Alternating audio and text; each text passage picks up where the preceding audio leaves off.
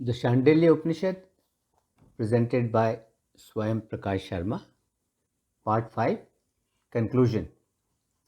This is the concluding part of the Shandilya Upanishad series in which Atharvan tells the sage Shandilya about Brahm and about the various aspects of Brahm. The Upanishad. Shandilya tells Atharvan, Lord, even though I have studied all the four Vedas, but still I have not been able to obtain knowledge of Brahm. What is Brahm? Please teach me the science of Brahm, by which I would be able to obtain that which is most excellent. Atharvan replied, Shandilya, know that Brahm is Satya, truth. Brahm is Vigyan, science, and Brahm is Anant, endless, infinite. Also know that it is in Brahm that the whole created world is woven as warp and woof. Everything has originated from Brahm, and it is in this very same Brahm that everything and all are finally absorbed.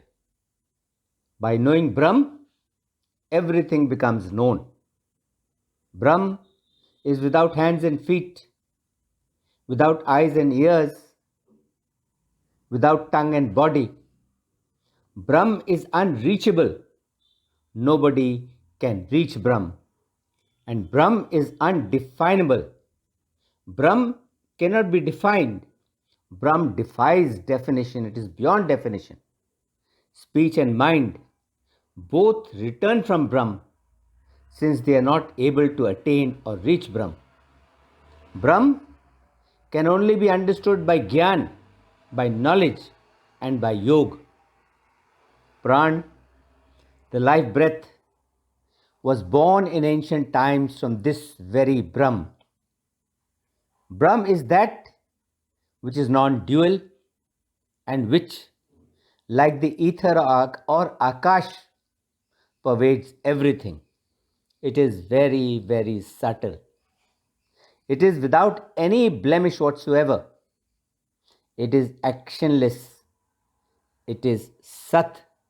That is, it is the fact of being in existence. Brahm is the essence of the bliss of consciousness. It is beneficial, calm, and immortal, and it is beyond everything. That is Brahm. Tat Tvam Asi, meaning you yourself are that Brahm. Know that Brahm by wisdom, who is the one and only, who is the shining, who is the giver of the power to the Atma, who is omniscient, all knowing, who is the Lord of all, who is the inner soul of all beings, who lives in all beings, who is hidden in all beings, who is the source of all beings, who can be reached only through yoga, and who creates, supports, and destroys everything. He is the Atma. Know the several worlds in the Atma. Do not grieve Shandilya, nor of the Atma. You shall most certainly reach the end of your pains. Shandilya, however, harbored a doubt about what he had just heard. Voicing his doubt, he asks Atharvan, Lord, from Brahm that is Om, that is imperishable, that is actionless, that is the beneficial, that is the truth of being in existence, and which is supreme. From that Brahm, how does the dissolution of this universe take place? How does the universe exist in Brahm? How does the universe get absorbed in Brahm? Lord, please clear this doubt of mine. This is what Atharvan tells Shandilya. Shandilya, know that The Supreme Brahm is the truth. It is the imperishable, and it is the actionless. It is devoid of all action. From this formless Brahm, three forms or aspects arose. These were the Nishkal aspect, the Sakal aspect, and the Nishkal Sakal aspect, a combination of the two. The Nishkal aspect of Brahm is the aspect that has no parts, the partless aspect of Brahm. The Sakal aspect of Brahm is the one that has parts, and the Nishkal Sakal aspect of Brahm is the one that is both partless and also has parts. I will now explain these to you. That which is Satya, which is Vigyan, and which is Anand, that which is actionless, that which is without any impurity, that which is omnipresent, present everywhere, that which is extremely subtle, that which has faces in every direction, that which is undefinable, which is beyond definition, and that which is immortal. Know that as the Nishkal aspect of Brahm, which has no parts. Maheshwar, the great Lord, who is black and yellow, who rules with avidya, who is the mool prakriti, the basic nature of Maya, who is red, white, and black, and who is coexistent with Brahm. Know that as the Sakal Nishkal aspect of Brahm, having both the partless as well as the aspect with parts. Then the Lord, by his own spiritual wisdom, willed, may I become many, may I bring forth many. Then, as a result of this willing from this person who was contemplating and whose all desires are fulfilled, groups of three sprang up. The three Vihartis, Bhur, Bhuar, Swar, the three-footed Gayatri, the three Vedas, Rig, Sam, Yajur, the three Devas, Brahma, Vishnu, Rudra, the three Varnas or the three castes, and the three fires.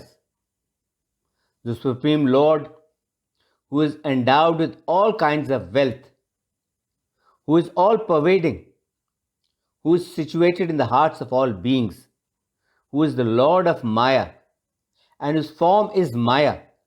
He is Brahma, he is Vishnu, he is Rudra, he is Indra, he is all the Devas, he is all the Bhutas, that is, he is all the elements and all the beings.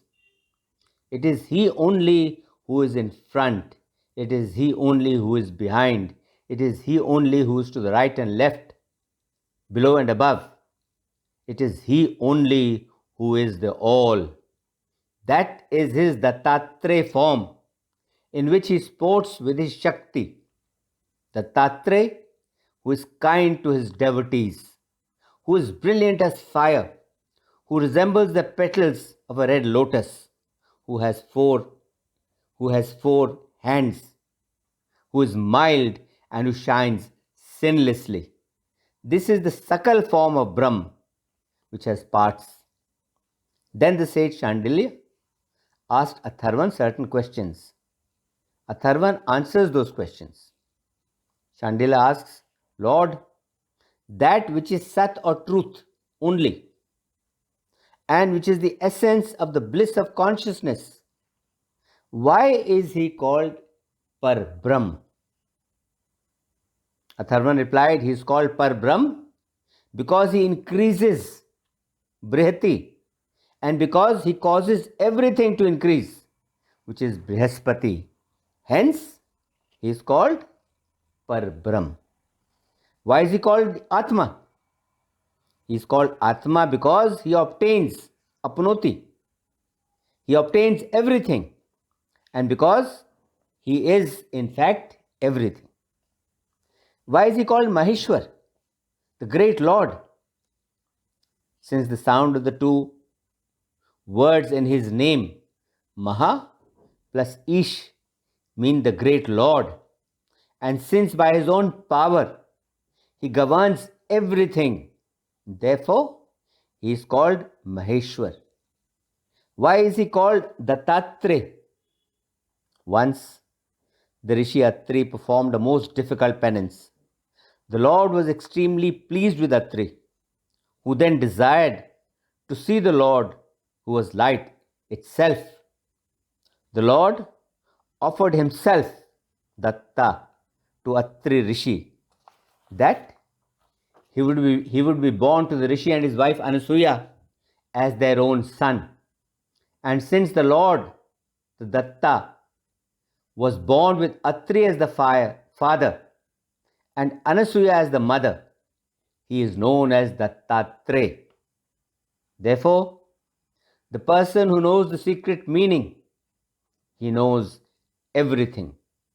The person who contemplates on the Supreme with this belief that I myself am Brahm, he then becomes a knower of Brahm. Here one should remember these verses. The person who always contemplates that the Lord of Lords and the Ancient One, who always contemplates on him as the Tatre, the beneficent, the calm, of the color of sapphire, one who delights in his own Maya, and who is the Lord who has shaken off everything, who is naked and whose body is smeared all over with holy ashes, who has matted hair, who is the Lord of all, who has 4 arms, who is bliss in appearance, and whose eyes are like full blown lotuses, who is the storehouse of knowledge and yoga, who is the spiritual instructor of all the worlds, who is dear to all the yogis, and who is merciful to all his devotees, who is the witness of all, and who is worshipped by all the siddhas. Such a one is freed from all sins and will certainly attain the spirit. He will certainly attain the Atma. Yes, he will certainly attain the Atma. Om, this is the truth. Yes, this is the truth. This concludes the Shandilya Upanishad of 5 parts. Om, Shanti, Shanti, Shanti, Om.